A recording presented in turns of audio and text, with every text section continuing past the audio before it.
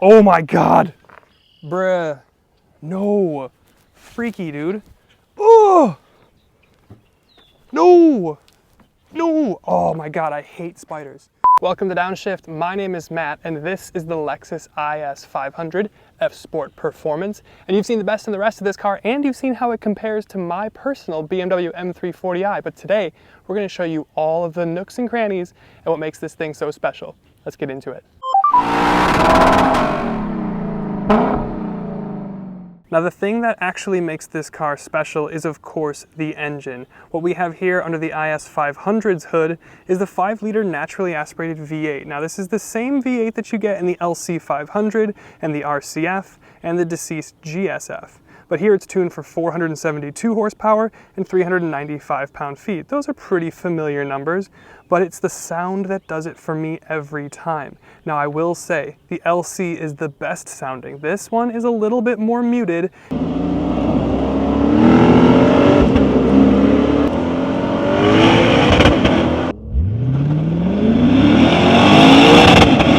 And if you care about this sort of thing, you're gonna get about 20 mpg combined. At least that's what we've been seeing this week. But you look here, and importantly, it says F Sport and not just plain F. It doesn't have the blue manifold that we would see in other F cars. So it's not the ISF, it's not the RCF.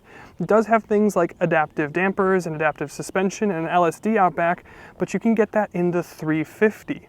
What you're getting here is bigger brakes, but they're still not exactly track ready. We'll show you track clips at the end, and about lap 3 of our consistent hot lap testing, then the brake pedal started to get a little bit long and a little bit squishy. You also have a little bit more invasive traction control that I might like. You don't have an oil cooler or a transmission cooler, so you can almost kind of think of it more as an IS350 with a V8 swap. And to me, and I think a lot of people, that's probably enough. And honestly, I have some kind of mixed feelings about this car. I had hugely high expectations when this thing came out last year, but in practice and in execution, I'm just a little bit let down. And I have to say, like 75 to 90% of it comes from this transmission. This is the 8-speed auto. It's kind of the same transmission that we've had in the RCF Track Edition that we've tested, and not the 10-speed that we get in the LC. And this is the biggest hamstring in this car. It's just old, it feels archaic, it's a lot slower than pretty much everything else. Everything else is kind of moving to either, well, I shouldn't say either, it's basically the ZF 8-speed, and that's kind of the standard now, and this just feels noticeably slower. But the power then goes to the rear wheels. You do have a Torsen LSD out back, it's rear drive. Everything else in this segment is kind of bringing all-wheel drive, Audis, BMWs, even Mercedes. Now, I will say, this thing is still good for 0 to 60 in about 4.3 seconds. It's not slow, over 470 horsepower, but if you are looking for all-wheel drive, all-weather practicality, maybe look at some snow tires or something else with all-wheel drive. And then around back, specifically at the bottom here, you have the exhaust, and it's kind of the classic Lexus F stacked offset exhaust. It looks really cool. The baffles kind of open up around 3,000 RPM. Before that, it's just kind of breathy. It's a lot of induction sound. It doesn't really actually sound that good.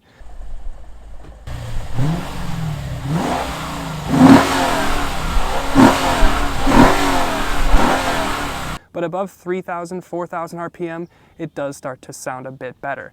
Not as good as an LC, but still pretty decent. Now, I will say the sound is one of the better things about this car, but I would like it just to be a little bit louder from the factory. And this is something we don't usually talk about right away, but the seats. I mean, this is a Lexus. It's a luxury car first, really. And the seats are incredibly comfortable. The leather is really supple. You have 3-level heating, 3-level cooled. You also have 3-person memory, but the seats are just phenomenal. Great place to hang out. And then you look forward, and there's no head-up display. Kind of weird. And then you look over here, and you have a big help from previous generations. Now, this was a touchscreen last year, it's a touchscreen this year, so you don't have to use the silly trackpad anymore. It's still kind of the old Lexus Infotainment system and style. It's not the newer Toyota Lexus software, so it's not ideal, but it's still pretty good. I love the fact that it's touchscreen now. It's way more easy to navigate. You do have CarPlay, Android Auto, and you throw it in reverse.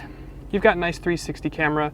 A little tiny bit of warping at the very perimeters, but really it's not bad. You've got a couple different kind of orientations and views or view angles. And ultimately, it works perfectly fine. And we kind of expect to see from Lexus, you have a CD player. This has to be one of the only cars on sale in 2024 with a CD player. You've also got Mark Levinson in here. It's pretty good. It's not quite as good as some of the other Mark Levinson systems, but it's still pretty good in terms of sound systems. Probably one of the better ones in the segment, I'd say. Now let's talk about the size of the car. Now it's a compact sports sedan, but it's also kind of older than everything else, especially at its core. And what that results in is it's just a little bit smaller. It's smaller than a C43, it's smaller than an M340i, you feel that in the back seat.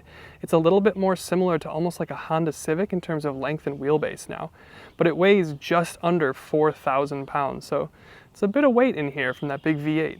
But then in terms of wheels and tires, very nice setup here. We've got Bridgestone Potenza S001s wrapped around 19-inch. These are the upgraded BBS forged 19-inch wheels. I think they were a $2,500 option last year. I think they're probably the same this year, but absolutely and 100% the way to go. And these tires, you'll see on track, they actually grip pretty well.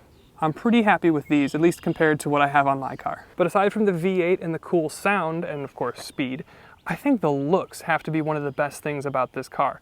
Now, this is better looking than an M340i, a C43, anything from, like, this has to be the best looking car, I would say, in the segment. And it really just kind of goes about it in a classically Lexus way, a little bit subtle. It almost is indistinguishable from something like an IS350. Really, the main way that you can tell is from this hood bulge. The hood on the IS500 is 3 inches taller than you would get in the 350, and that comes from that hood bulge right there. But here you've got the incognito gray, or cement gray, I don't know, it's like a Nardo primer gray. And the interesting thing is, with the Nardo gray and these wheels, this was basically the launch spec, the limited edition 500 unit or whatever it was, launch spec from last year. So if you had waited a year, you could still get it and probably pay less of a premium. The other ones will probably hold their value better, but still, you have a fantastic looking car here. I love the sharpness of the shape of the grille, all of the lines in the hood, classic L check marks. The 19-inch wheels, again, absolutely the way to go. F on the front fender, classic AMG stuff. Black wing mirrors, black window treatments, and then this subtle kind of draping here on the hip. Very, very pretty. Come around to the back, really accentuates it right there. And then, I really like the back look here. Full width LED tail bar, very nice. Quad stacked exhaust as we've talked about. The spoiler is a little funny. Like, kind of think it should either come out more or go up more. But what it's doing now is just kind of, well, it's just decorative. But I want to talk about this gauge cluster because it's very interesting. Now, there are aspects of it that are physical, but it's also completely digital in very specific ways. Now, it does change a little bit. You've got your drive modes here. So over in Eco, you got a little blue tab. You go into normal and that gets rid of that. Sport, it's kind of like a thinner white and red bezel. And then Sport S Plus, it's thicker. And then interestingly, if you put traction off, if you hold traction off, you're in park, it'll say VSC turned off. It doesn't give you expert mode like we had in the RCF track edition. But also, the best thing about this is you press this button here and it moves over. Like, it's a digital screen, but you've got this little circle, this rev counter. Look at that. Look at the blue. The blue tick stays where you rev it. That is so cool. I love this. This probably has to be one of the best gauge clusters, just because there's a little bit of drama in there. And I love that. And it wouldn't be a luxury car without an analog clock. And it wouldn't be a sports luxury car without little carbon fiber here. And it's even better than that. You've got little like Lexus L details. It's not the classic like woven carbon fiber look, but it's like little Lexus L's just kind of in a diagonal row. That is so cool. But one thing that's not quite as cool is the interior definitely seems to be showing its age. This car's bones are about a decade old, and it starts to show itself kind of on the interior. You've got the same interior design that you're used to. This steering wheel feels very familiar from like almost 10 years ago. You don't have modern things like a wireless charger. You have old school things like a CD player. I mean, when was the last time you honestly played a CD? Like, I genuinely can't remember. I remember more recently listening to like an aux plug-in that worked on a cassette more recently than a CD. But here you are in the Lexus, you still got it. One thing that I do like about the old school nature though, is you still have mostly physical climate controls. These little tabs here are sliders, which are pretty cool, and I like that, but they also can be done poorly, as we've seen in VWs. But the fact that you have physical controls for your climate, your fan, as well as your heated and cooled seat and heated steering wheel, I do like that. But yeah, just generally speaking, the design looks a little bit old. Another thing that I don't love is the turn signals. They don't stay. So you have to cancel it. I thought we stopped doing this, guys. I really thought we stopped doing this. But one thing I do like is the safety systems here. You've got adaptive cruise and lane keep assist, and it works pretty well. You know, this is one of the more modern features in an otherwise pretty old car. So I like to see it. And we'll check out the rear seats.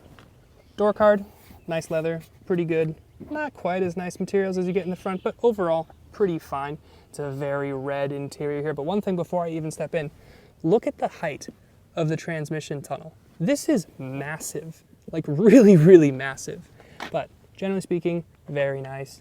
We've got this very prominently displayed cartoon cover. But I'm gonna step in. I'm 6'1", sitting behind myself. Remember, this car's a little bit older, and that's why I can still fit back here, at least knee room wise, but I do have more space in the more modern cars. Where it starts to be more of a problem is in the headroom. Like genuinely, if I sit in the seat like I'm supposed to, I can't sit back here, headroom wise. So I have to then slouch, which puts a lot of strain on my lower back, and I have sciatica, even though I'm not 80 years old. So that's just not good.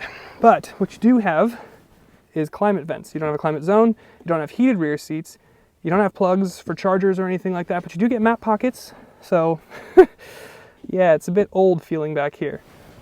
You've also got, of course, cup holders, which are cup holders. And then there's the trunk space. Now, if you look real closely, you can see it says F Sport there. There's a little button under here that'll release the trunk. No power trunk here. You can kind of get that in some of the other ones, but very, oh my God, bruh, no, freaky, dude. Oh, no, no, oh my God, I hate spiders. Oh my God, you guys are learning about me in real time. Spiders are like my least favorite thing. No. Oh, I don't like that he's there now. Okay, center yourself. Do a car review. So the opening here, when you're not battling a spider, is very rectangular. It's easy to get stuff in. It's nice and deep depth-wise as well as floor-wise. It's nice and easy. You don't have any like netted bins on the side. A little annoying, but overall, it is very big. You can't drop the rear seats from the trunk, which is a little bit annoying, but you do have a temporary spare tire, which is the ugliest spare tire I've ever seen, and it was the same way last year. Also, this is not the best design I've ever seen. Come on. This is not intended for people that are filming car reviews to operate. But overall, the trunk, good size. And the last thing before we head to the track is price. Now, an IS500 F Sport starts at $59,500. As tested, this thing has pretty much every option ticked, and it's $66K, which is about what I would spec my BMW M340 out to be. So it is competitive, but it is a little bit older, and well, let's further dive into that on track. Okay. So the IS500, we are in traction off Sport S Plus. We're gonna do 3 laps. The first we're gonna do in auto because I really don't think manual is gonna be any faster. The transmission in this car is the thing that ruins it. But here we go, we're gonna start our lap.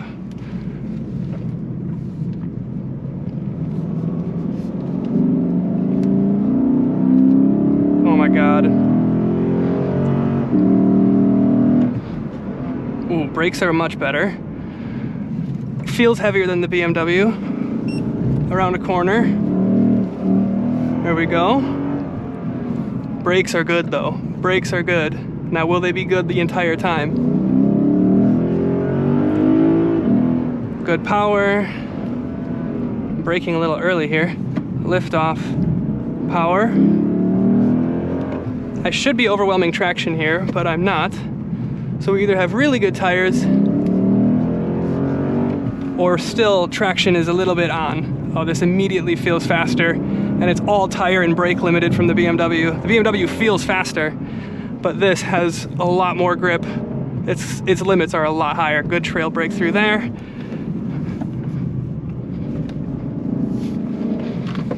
Braking here. Okay, switching to manual.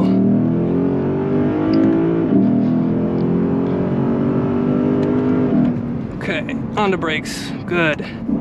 Good braking. Decent front end.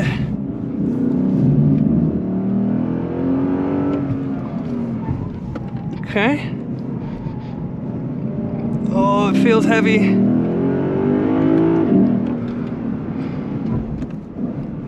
Ooh, downhill braking, a little squirrely. Good power out of the corner though. Manual is definitely the way you want to do it. The gearbox is really the hamstring here. Even in slow manual mode, it's still better than in automatic. Oh yeah, this is fun. This is a fun car. This is a fun car.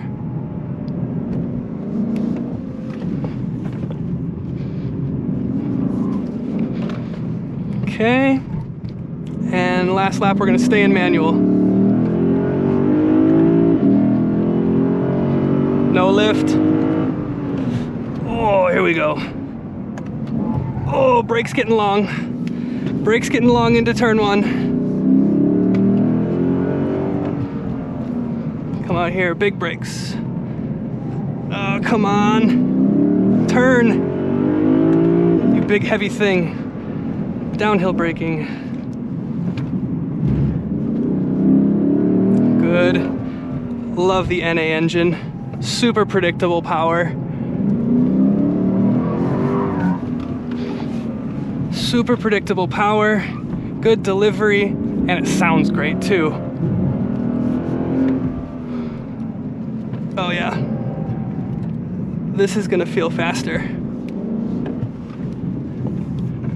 Oh, not if I mess up this last section though.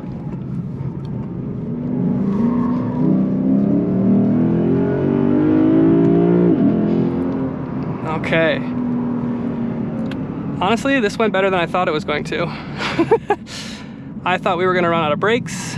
I thought this was gonna be too heavy, but it felt pretty decent. Don't leave it in auto.